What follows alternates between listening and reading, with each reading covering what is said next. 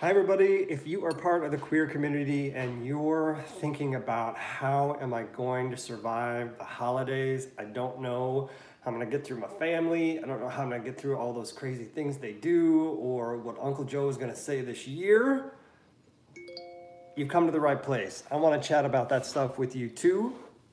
So I've got a holiday survival guide that I'm gonna be putting out tonight on my blog. It's a little bonus content.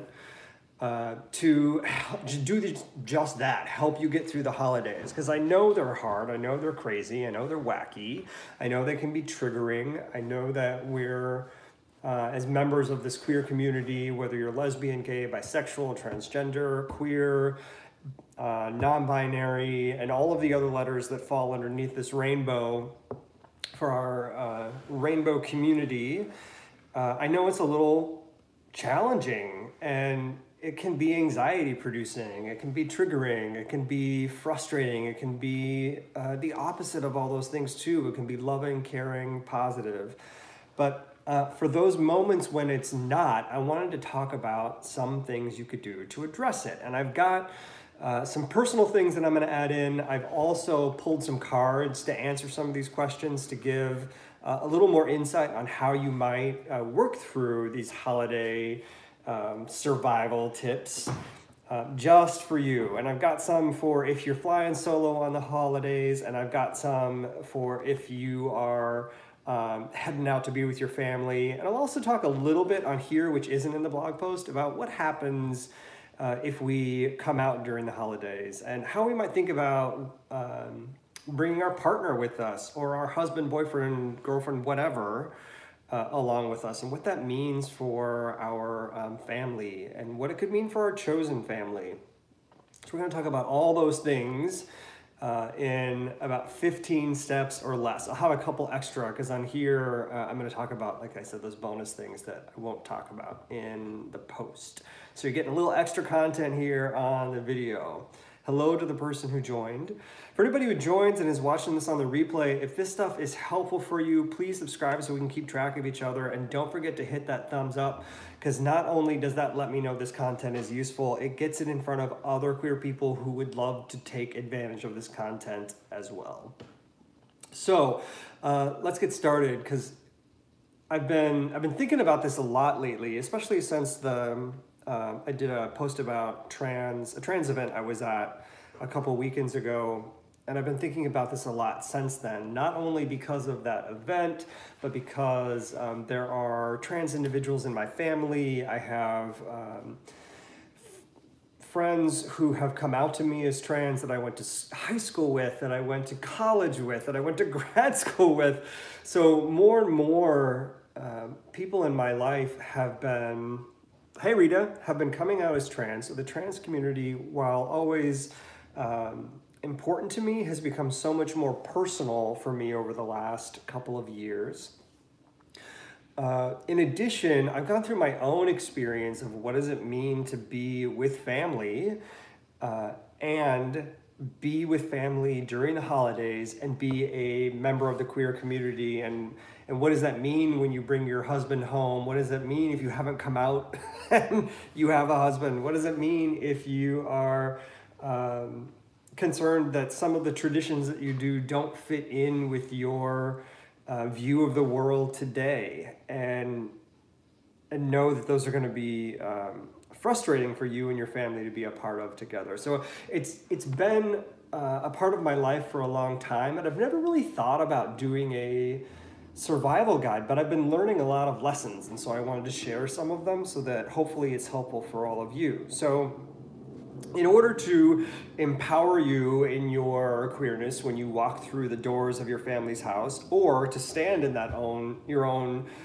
power if you're flying solo, let's talk about that. So the solo part first. If you're on your own for the holidays, how can you be in a state of queer survival? Well, one, for me, I didn't want to be alone. So while I wanted to be alone, I didn't want to be around other people, I knew I also didn't really want to be alone. But as someone who's introverted, it's hard to go be out with other people.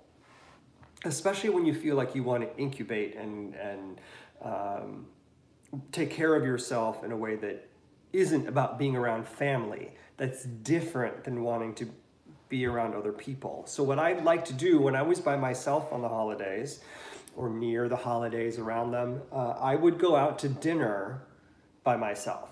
So that's one thing, because what it did was still give me my insular time and still allowed me to be by myself and not worry about other people, but it got me around bodies. So it was a social event where other people were clinking glasses and drinking and eating, so stuff was happening around me, but I didn't have to participate in it. I could just be a part of it. So it felt like it gave me the feeling of being involved with other people without the pressure of having to deal with being a queer person in a space that wasn't necessarily built or created or safe for me.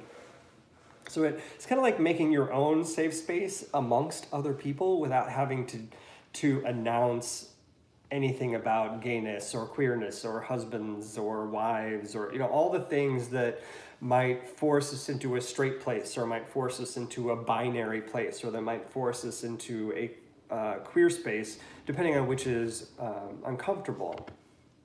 So one, I like to do that. Some other people I know would go for other personal treatments, like going out and getting their nails done or having their hair done or going to get a massage, especially if touch is important to you in the holidays. If touch isn't important, maybe those aren't helpful, but they do require some sort of touching from another human being to have your nails done, to have your hair done, to get a massage, wherever your massage is.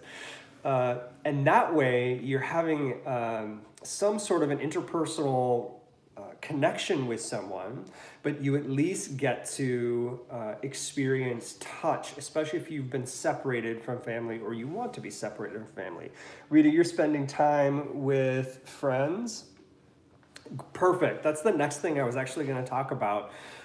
There's a lot of queer people who choose to spend holidays, especially Thanksgiving, with their chosen family. And that chosen family, like Rita mentioned, is close friends, dear friends. Often for the queer community, it is other lesbian, gay, bisexual, transgender, or queer people, or non-binary people. We'll create our own family of people who love us and support us, especially if that isn't something that we're getting wholly or holistically at home.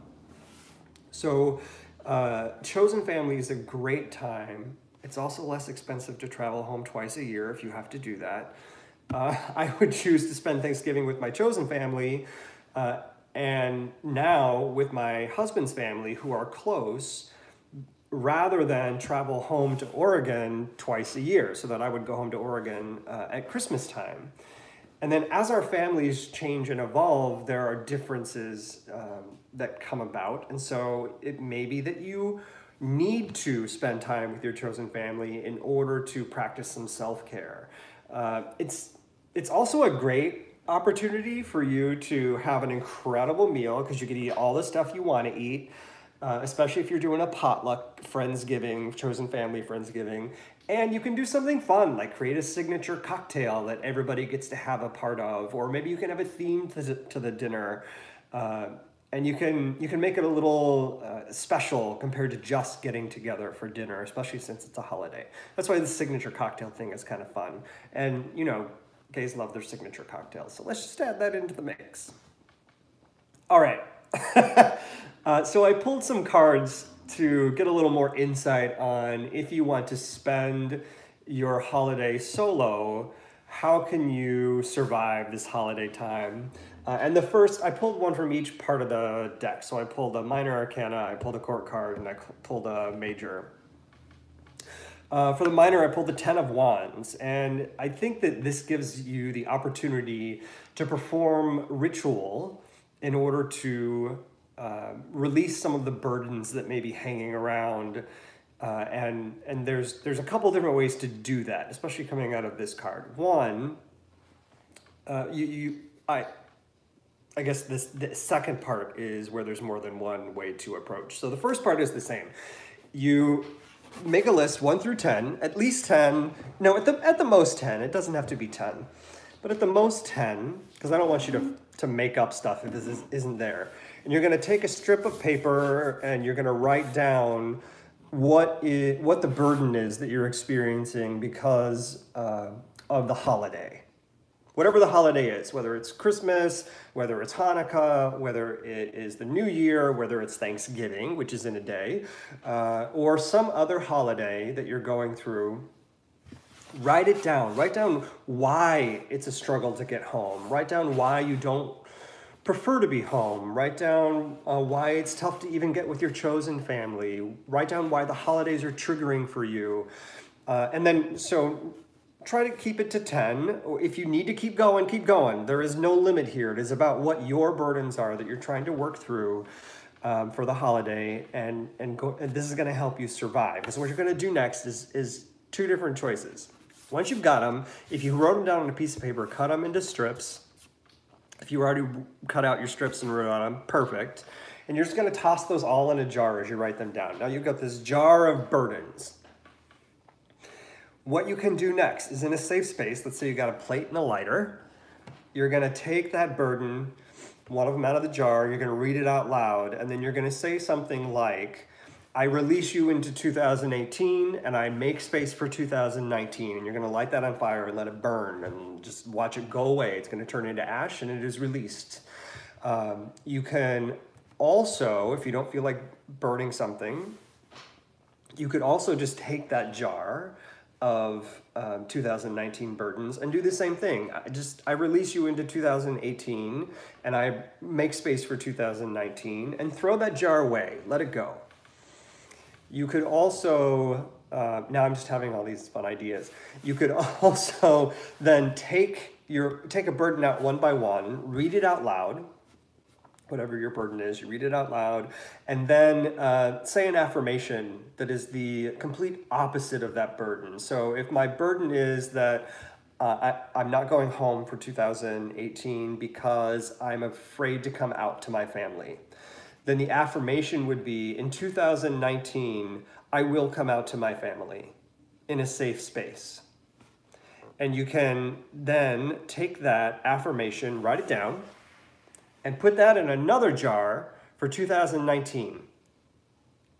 So now you've got this problem for 2018, you've got an affirmation for what you're going to do about it in 2019. Take that jar, after you go through all of them and write down all your affirmations, put all those burdens back in 2019 or 18, release them to 2018 by throwing them away or burning them, whichever is great for you. And now you've got a jar of affirmations for 2019 that when you need it, when you're struggling, you can pull out one of those affirmations and remind yourself, I am going to come out in 2019 and I'm going to do it in a safe space. Perfect. And then you can think about how to do that in the future state. But you've got an affirmation that, yes, I'm going to do this thing and it's going to be great. So a couple different ways to deal with those burdens, with those affirmations in a space of ritual. The other card, two of the three cards I pulled was Odin. Odin, I think, is here to remind us to reflect on the sacrifice you're making by going alone right now. So because you're taking the time for yourself, you are sacrificing time with your family. You are sacrificing relationship building that could exist with your family. You're sacrificing seeing new family members, especially if there's babies that were born and they're all coming to the holidays. So you're sacrificing a lot by choosing to separate yourself during this holiday time. And I want you to be aware that if you're doing that, you're doing it for a much greater purpose. It's not reasonless. It's not without purpose. It is a sacrifice to stay by yourself for the holidays. And what that does is it creates the opportunity for self-care. It is a survival technique to step back and away from family. And though I think it may seem selfish to other people, you're truly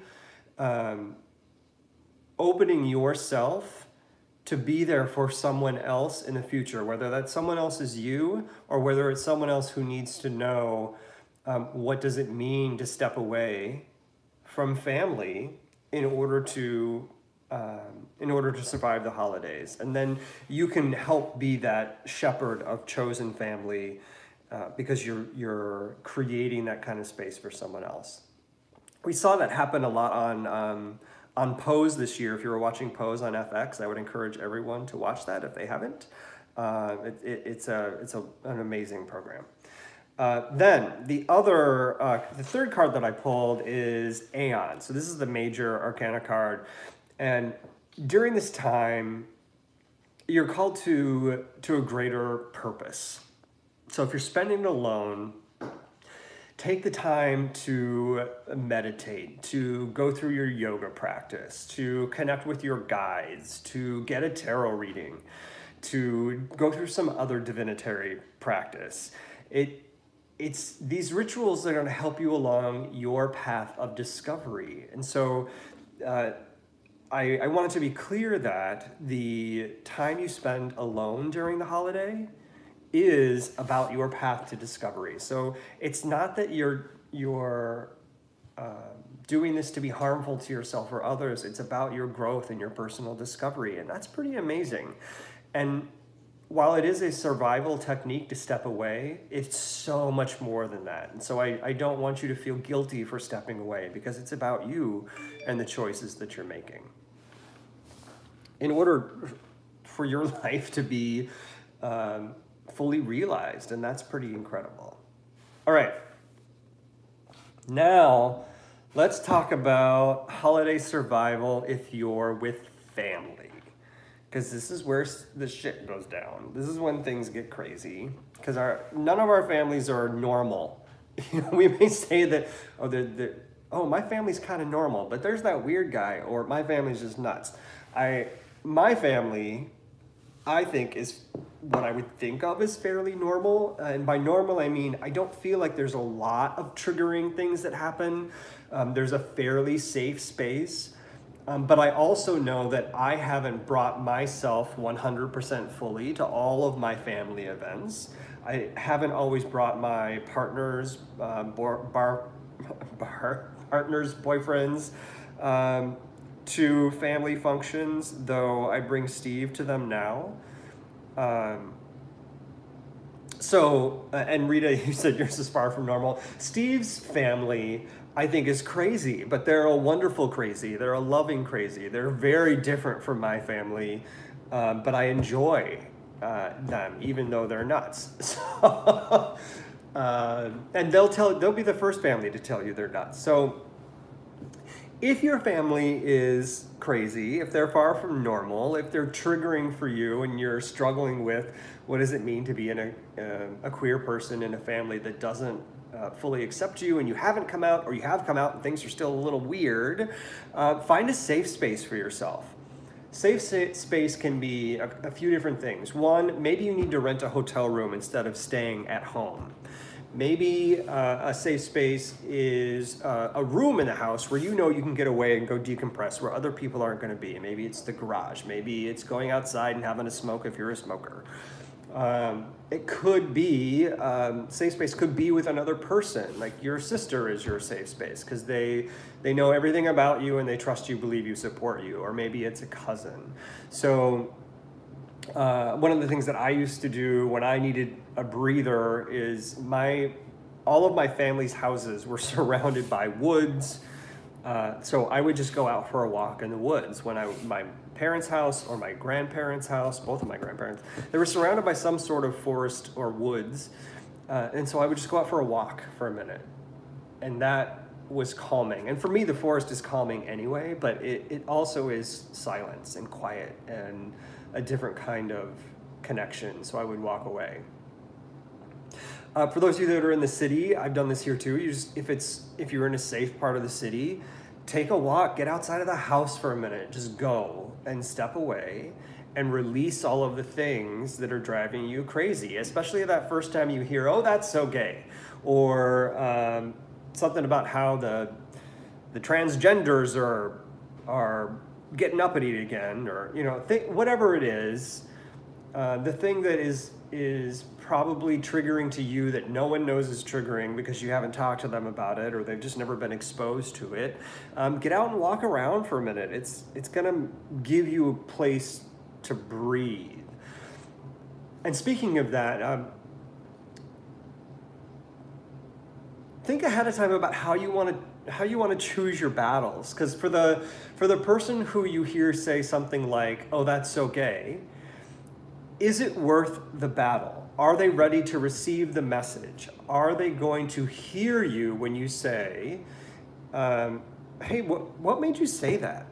And when they say, "Well, it just means that's stupid," say, "Well, do you realize that you make me feel stupid when you say that's so gay and you attribute the word gay with stupid because I am gay and I'm not stupid?"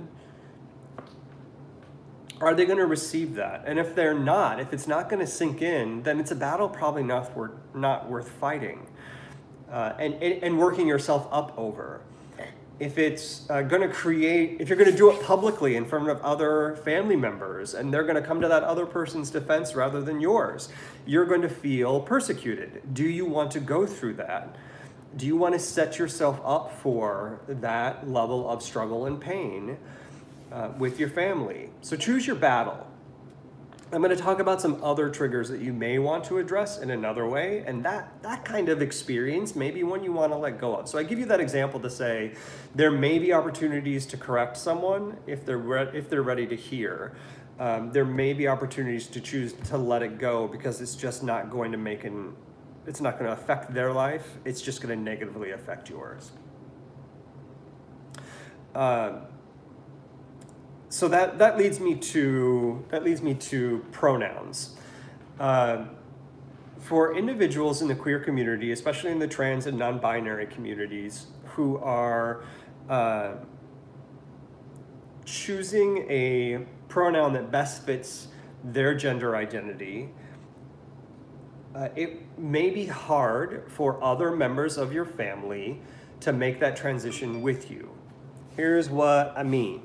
You've probably had, and this applies to the gay community as well, you've probably had years, to some degree, to get used to the pronoun that you prefer, or the pronoun that is meant to express your gender identity. For gay people, they've probably had years to come to terms with their gayness to some degree. And when you come out, or when you ask for a preferred pronoun to be used, from that moment, that's the starting point that someone else is getting used to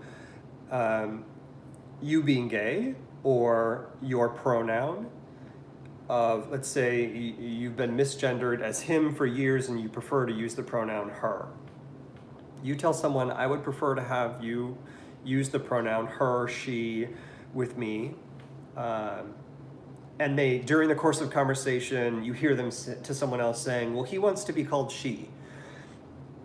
They've had minutes to process, and they're trying to help someone else understand, or they want to be able to use your correct pronoun, and they just made a mistake, and they said, "Well, you know, he said, she said," and you hear them stutter.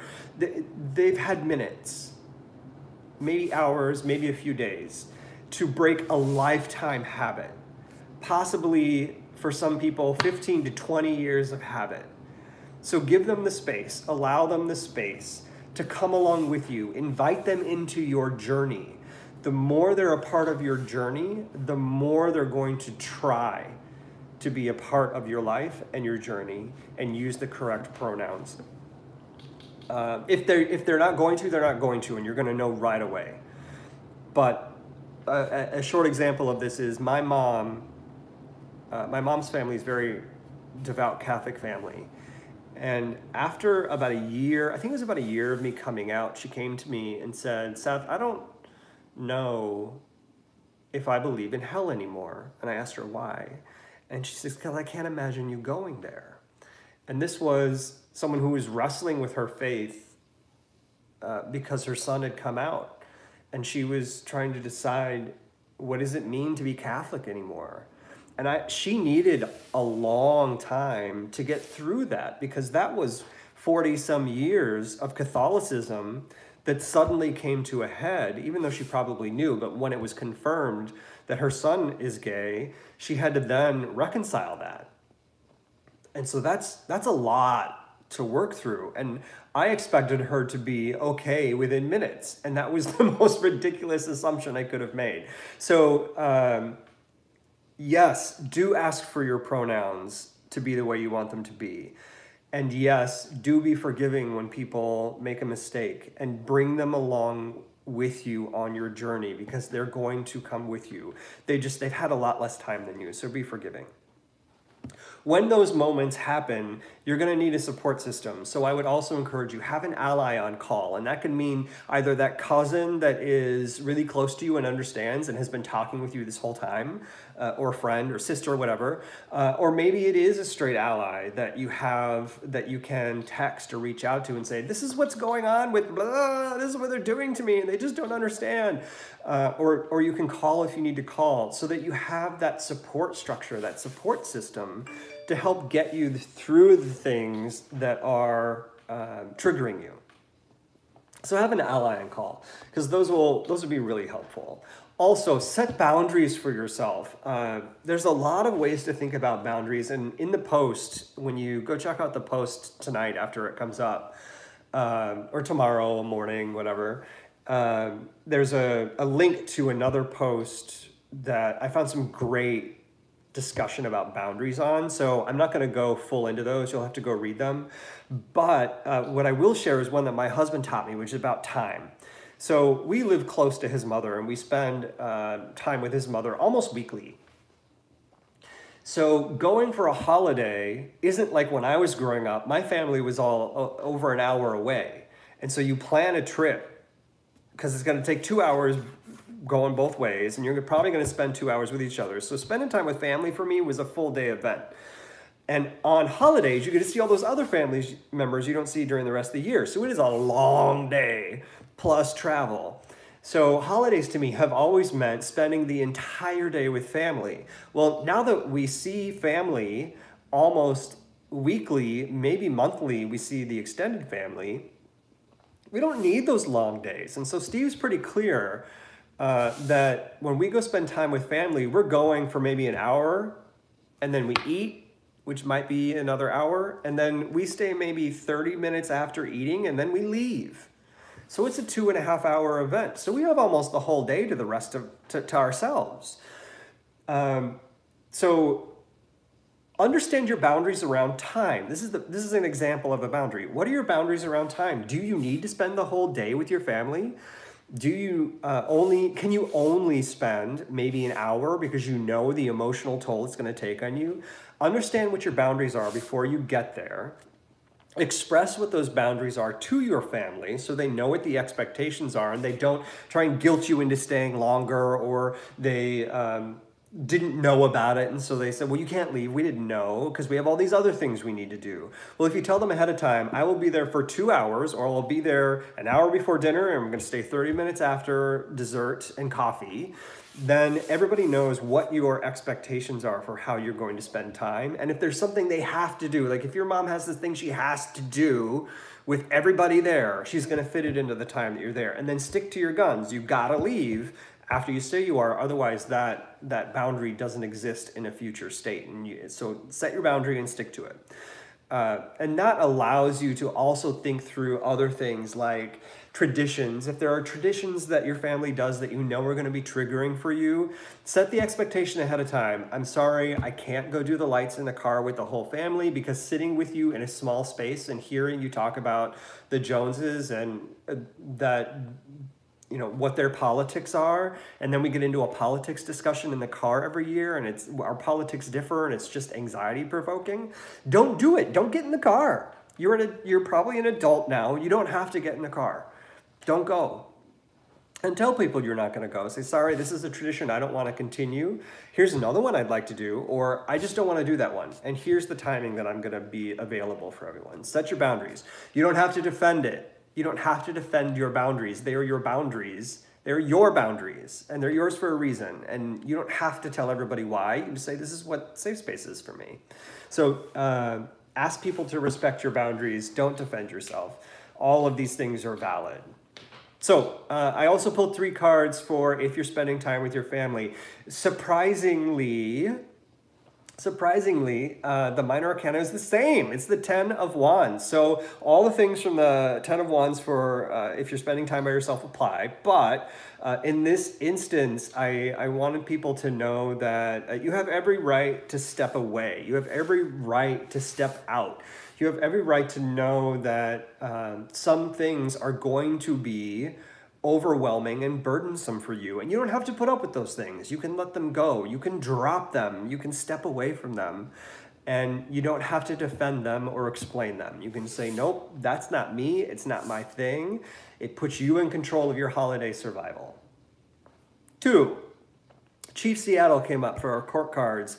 So you may find being a part of the queer community that you've turned into an advocate in front of your family. And that's exhausting on a normal day. It happens to me all the time. I was just telling somebody this year that I'm tired of being an advocate. And I probably always will be to some degree, but the way I've been doing it for this long, I'm tired. And I'm finding ways to put that into my tarot practice, which is where I want it. And that's energizing for me. That's why I'm doing this conversation today. So you may find yourself being an advocate, but if it's not you, you can find resources like this video. Share this video out with your family. You can find pamphlets in your local health center. You can go to your counselor or your therapist and ask for something to hand to your parents. You can Google shit and pass on links to people about how you want to survive the holidays and what does it mean to be gay during the holidays, or queer or trans or non-binary, so that you can pass that stuff on. And then you're giving them some information. Just don't forget to give them context. All right, and then the major that I pulled for hanging out with family is death. So hang on, doesn't mean you need to go killing people. We don't want anybody walking in with AK-47s at a family event. Got enough of that going on in the world, so none here. What it means is let that stuff go from your past that you don't need to hang on to. Similar to this 10 of Wands that said you don't have to do all the traditions that aren't useful for you. Let them go and create new traditions so that you have holidays that you can look forward to. For example, Yule and other pagan holiday traditions happened outside, and they happened in front of evergreen trees. And the evergreens were, to me, the evergreens, because the woods are important to me, are about longevity. They're about life. They're about survival. They're about those signs of rebirth to come in the spring. So if a Christmas tree is weird for you, maybe you have an evergreen. And an evergreen you can connect with, touch, feel a part of rebirth, longevity, and renewal. And that is a new way, a new tradition for you instead of having a Christmas tree. So set whatever your new holiday traditions are so that you can release those things from the past and feel like the holiday is something that is important to you. All right, the only other thing that I would share with you is cry if you need to. Laugh when you feel like it, because otherwise you're bottling up all those emotions that you don't need to hang on to those. So I hope this is helpful, you guys. I hope this is helpful whether you're spending time alone or whether you're spending time with family. If it is, please share it out with other people so they can take advantage of it. This post will come out, so I'll have some stuff. I'll have the post that you can share with people after 5 o'clock Central today. But a majority of this is what is in there. You just got a few bonus things in here that I wanted to pass along to you that aren't in the post. Is there anything else that I wanted to add? No, that's it. So if you're a tarot person, and you have something you'd like to share, or if you're not a tarot person and you have something you'd like to share about how you survive the holidays, please leave those in the comments below so everybody can benefit from them, because I'm going to make sure that I share this with people every year. So I'm going to build a list of all the things that you do to survive the holidays. So please comment on the video and let people know what recommendations you have for surviving the holidays. I think one of my aunts would have recommended eggnog, for example, and they make a hell of an eggnog. I'm waiting for my mom to send me the recipe so I can make it. it'll make you toasty. All right. Don't forget also hit that thumbs up button so that I know this content is useful and it gets it in front of other people. Thank you, Rita. I appreciate it. You enjoy yours as well. I hope that everybody has a safe, happy holiday season. Thanks, everybody. I'll talk to y'all later. Bye.